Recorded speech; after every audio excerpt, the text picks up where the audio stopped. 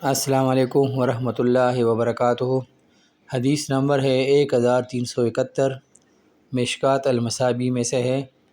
حضرت ابو جعد رضی اللہ تعالیٰ عنہ بیان کرتے ہیں کہ رسول اللہ صلی اللہ علیہ وآلہ وسلم نے فرمایا، جو شخص عدم توجہ کی بنا پر 3 جمعے چھوڑے تو اللہ تعالیٰ اس کے دل پر مہر لگا دیتا ہے۔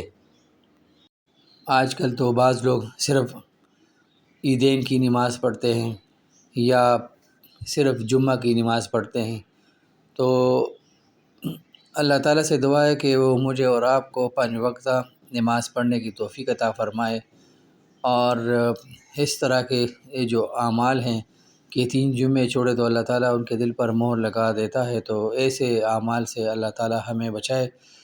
ہمیں ہر وقت قرآن و حدیث کے مطابق اور حضور صلی اللہ علیہ وسلم کے عمل کے مطابق اپنی زندگی گزارنی چاہیے۔